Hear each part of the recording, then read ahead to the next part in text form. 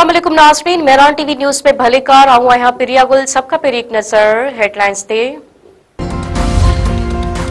पाकिस्तान ऐं अफगानिस्तान तालिबान विच में जंगबंदी जारी रखण ते इत्तफ़ाक़। इस्तांबुल ॻाल्हियुनि खां पोइ तुर्किया जी परॾी वज़ारत तरफ़ां गॾियल पधिराई जारी। 6 नवंबर ते ॻाल्हियुनि जो ॿियो दौर थींदो।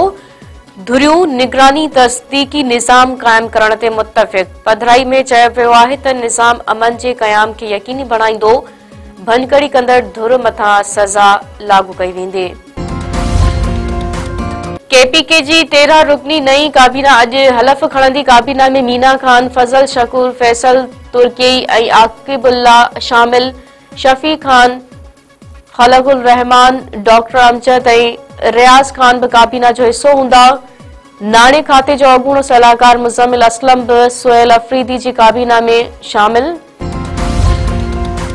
पीपुल्स पार्टी आज़ाद कश्मीर में हुकूमत ठाहिण लाइ सरगर्म। अॼु अहम इजलास सॾाए वरितो। चौधरी अनवारुल हक ख़िलाफ़ बेतमादी रिथ सुभाणे पेश करण जो इम्कान। पीपुल्स पार्टी नवाज़ लीग में बेतमादी रिथ जे हवाले सां फार्मूलो तय थी वियो।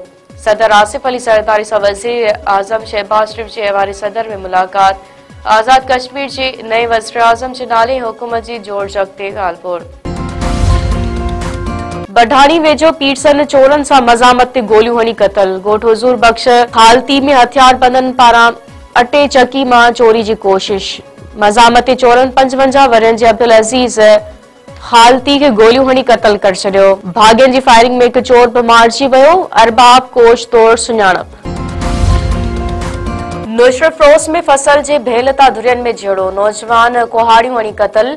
बेनज़ीर कॉलोनी में सोलंगी बराती जे 2 धुरियनि में झेड़ो। डंडनि ऐं कुहाड़ियुनि जो आज़ादारो इस्तेमाल। कुहाड़ियूं लॻण करे मज़हर अली सोलंगी मारिजी वियो। गुलाम अब्बास, ज़मीर ऐं जमील सोलंगी ज़ख़्मी।